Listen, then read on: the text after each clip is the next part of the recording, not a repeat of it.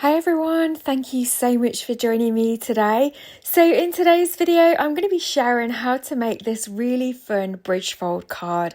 As you can see, it folds nice and flat to go into an envelope, and this is just a really fun card. It's a great way to create a scene.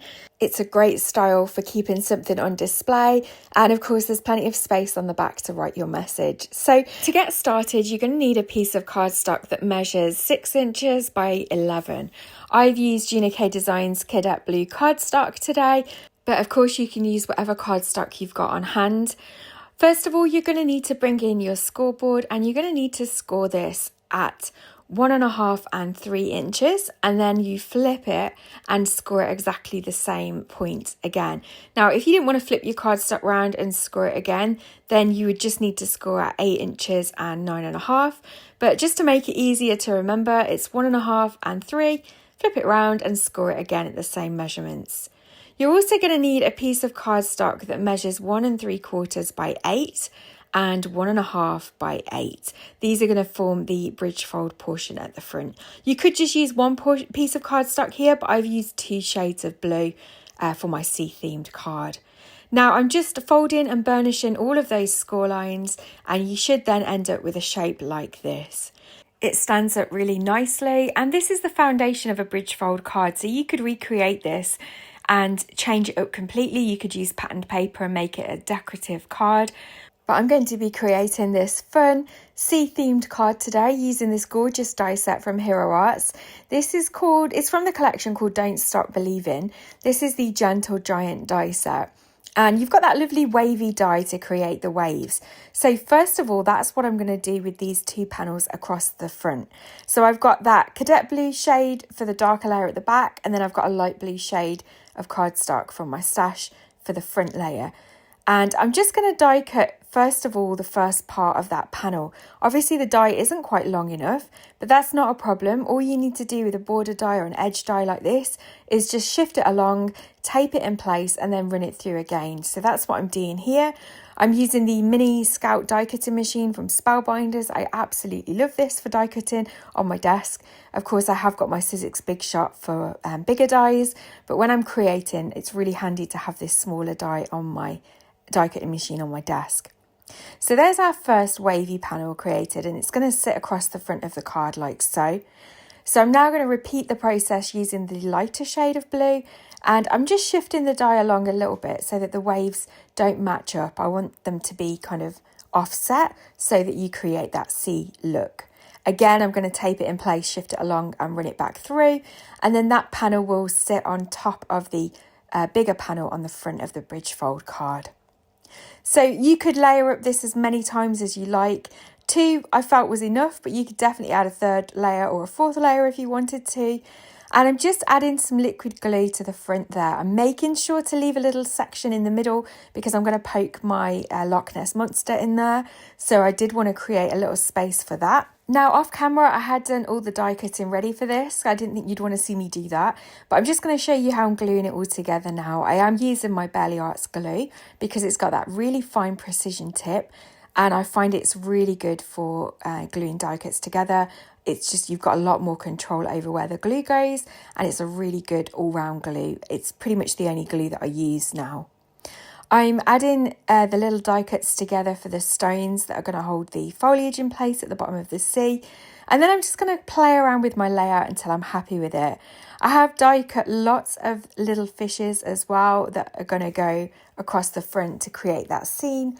I die cut some of those from holographic cardstock and some from dark navy blue. And that's just going to finish off the scene really nicely.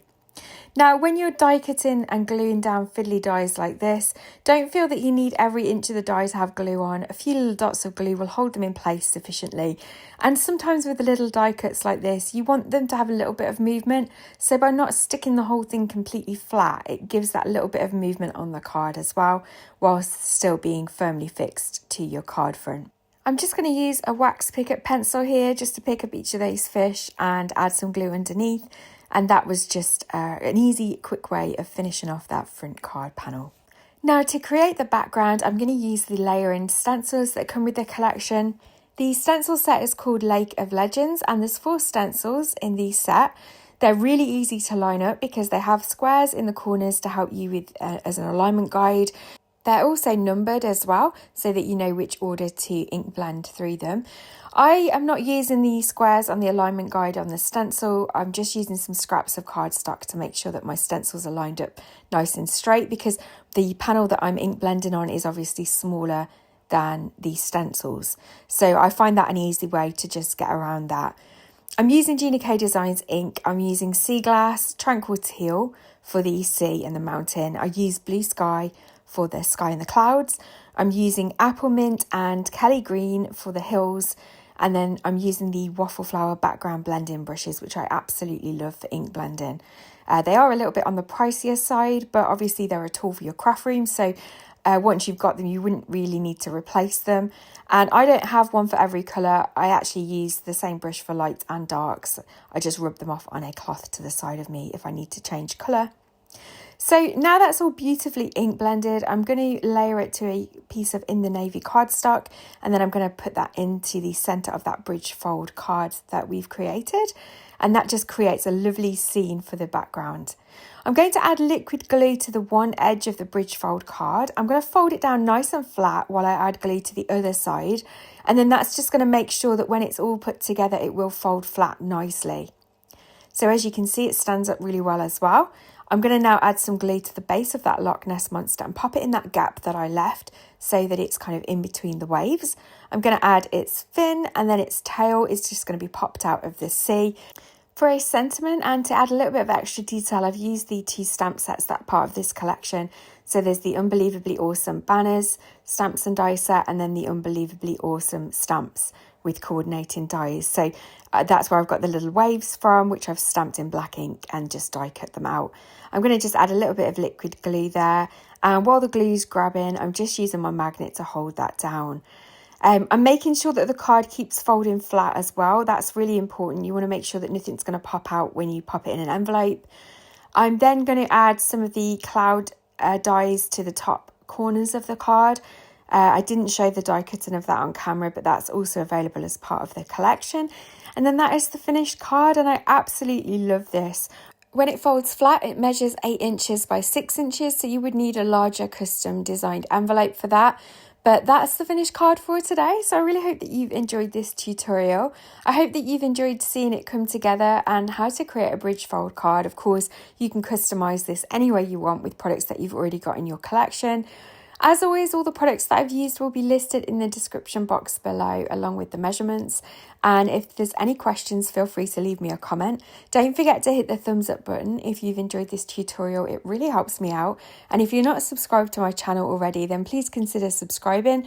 And I'll look forward to seeing you in another video. Take care.